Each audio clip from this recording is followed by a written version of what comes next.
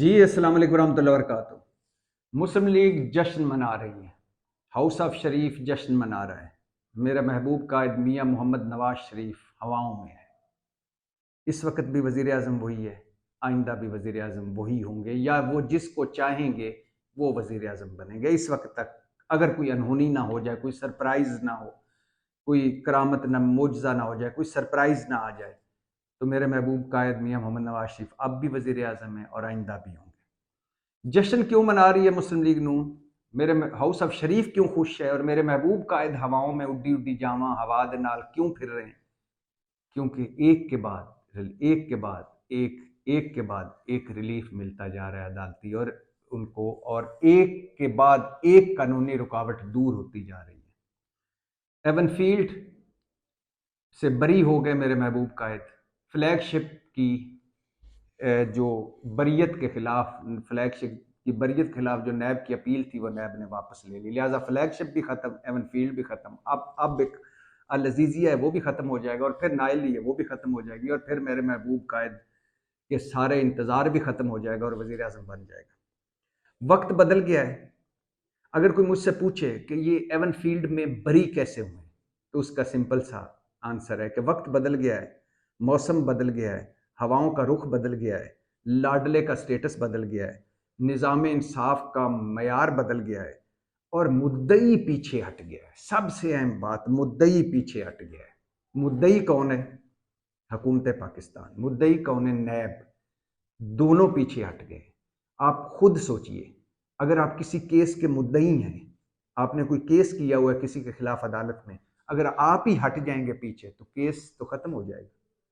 तो जब मुद्दई हट गया है, नैब हट गया है, हुकूमत पाकिस्तान हट गई है, वो केस को फॉलो ही नहीं कर रहे, तो मेरे महबूब कायद को एक के बाद एक रिलीफ मिलता जा रहा है।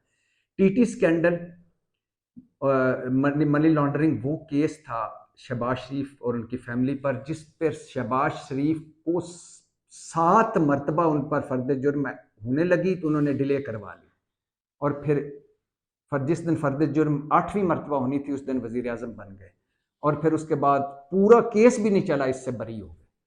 और उस बरीयत के खिलाफ टीटी स्कैंडल जब बरी हुए तो नैब अपील में नहीं गया, न हाई कोर्ट न सुप्रीम कोर्ट। फिर उसके बाद Maryam Nawaz captain Safdar Avon field में बरी हुए इस्लामाबाद हाई कोर्ट से, तो नैब अपील में नहीं गया सुप्रीम कोर्ट।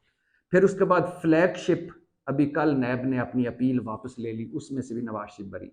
फिर अभी एवन फील्ड केस से नैब ने कहा है कि हमारा तो इससे कोई लेना देना ही नहीं, तो नवाज शरीफ उससे भी बरी। तो जब मुद्दई हट जाए तो फिर कौन, केस क्या और बरी होना था।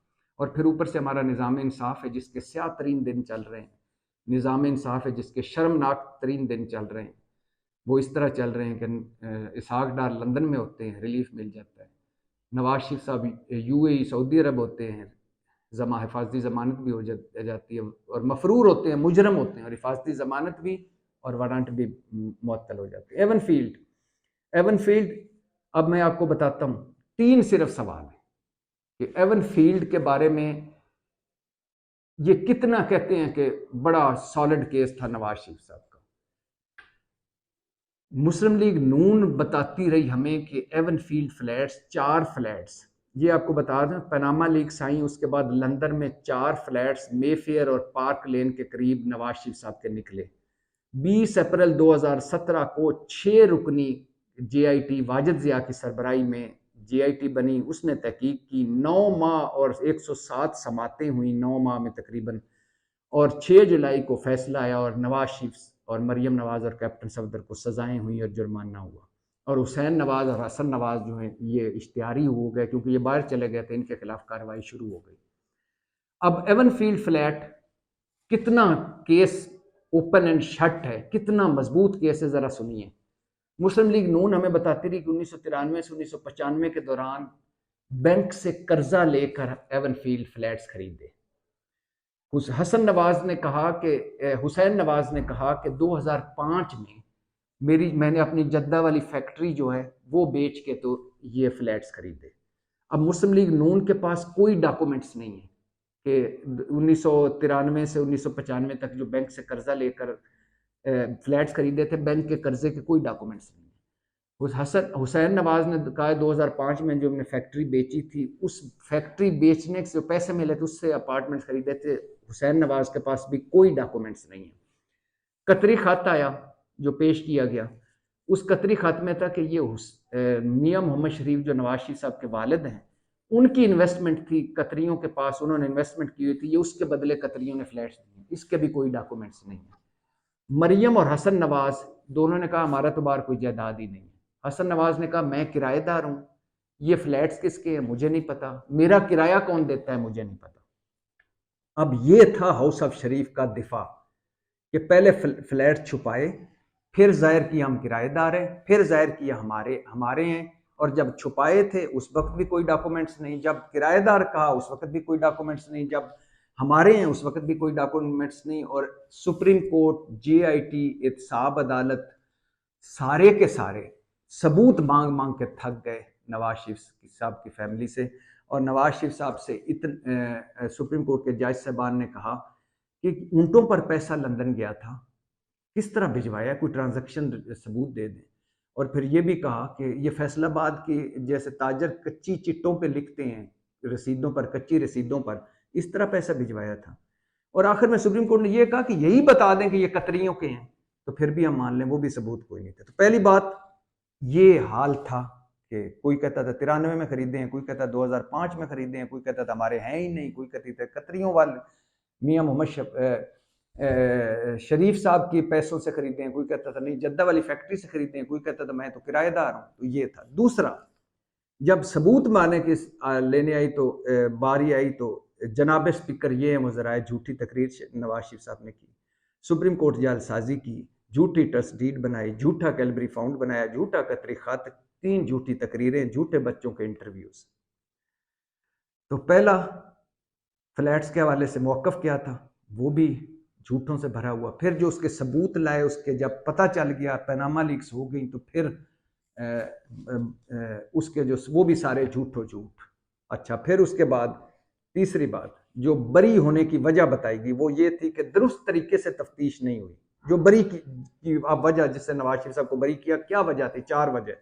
درست طریقے سے تفتیش نہیں ہوئی، نیب نے دستاویزات میں ثبوت نہیں دیے، نیب نے ایون فیلڈ کی قیمت نہیں بتائی، کس نے قیمت عطا کی یعنی کس نے خریدا نیب نہیں بتایا، اور مریم نواز کی بریت کا فیصلہ بھی عدالت میں چیلنج نہیں کیا. یہ تو چارج شیٹ ہاؤس آف شریف کے اگینسٹ ہے. جو چارج شیٹ جن کو پوائنٹس کو بنیاد بنا کے بری کیا گیا، یہ تو پوائنٹس ان کے خلاف جاتے ہیں کہ درست طریقے سے تفتیش نہیں ہوئی. عدالت دوبارہ درست طریقے سے تفتیش کروائے. نیب نے دستاویزاتی ثبوت نہیں دیے. بھائی نیب نے دستاویزی ثبوت تھوڑی دینے تھے، وہ تو ہاؤس آف شریف نے دینے تھے کہ ان کے اپارٹمنٹ نکل آئے تھے تو اب انہیں ثبوت دینے تھے کہ یہ کب خریدے تھے اور کس نے قیمت کتنی تھی، کس نے خریدا، یہ تو ہاؤس آف شریف نے بتانا تھا. اور مریم نواز کی جو بری ہوئی اس کے خلاف نیب سپریم کورٹ میں نہیں گیا. اس سے تو نیب کو پوچھیں، ڈانٹیں، بلکہ اس کو آپ پوائنٹ بنا کے آپ بری کر رہے ہیں. کہنے کا مقصد ہے پاناما لیکس کون لایا؟ کوئی فوج تو نہیں لائی نا، کوئی جج تو نہیں لائے نا، کوئی سپریم کورٹ تو نہیں لایا، کوئی ہم نے تو نہیں لائی. آئیں معاملہ عدالت کون لے گیا؟ نواز شریف خود. کہ میں کیا میرے بچوں پہ کوئی الزام لگا میں گھر چلا جاؤں گا؟ عدالت خود لے گئے. کس نے کہا میں ایک ایک پائی کا ثبوت دوں گا؟ نواز شریف فیملی نے. فلیٹ چھپائے کس نے؟ نواز شریف فیملی نے. کس نے کہا کرایہ دار ہے؟ نواز شریف فیملی. کس نے کہا مالک ہے؟ نواز شریف فیملی. مطلب یہ کہ فلیٹس موجود ہیں. سوال ایک جو پوچھا گیا تھا کہ پیسہ کمایا کیسے، پیسہ بھجوایا کیسے اور فلیٹس خریدے کیسے، اس سوال کا جواب موجود نہیں ہے اور کیس بھی ختم ہو گیا. ایون فیلڈ فلیٹس موجود ہیں، ہاؤس آف شریف اس کے اندر رہ رہا ہے، مگر اس کا کچھ بھی نہیں بتا سکا کہ یہ کیسے خریدے. اس کے باوجود بری ہو گئے ہیں. وجہ وقت بدل گیا ہے، موسم بدل گیا ہے، حالات بدل گئے ہیں، ہواؤں کا رخ بدل گیا ہے، لاڈلا واپس آ گیا ہے، نظام انصاف کا معیار بدل گیا ہے اور مدعی پیچھے ہٹ گیا ہے. مدعی کون؟ حکومت پاکستان اور نیب. جب کسی کیس سے مدعی پیچھے ہٹ جائے تو کیس بھی ختم ہونا ہی تھا. پاکستان زندہ باد.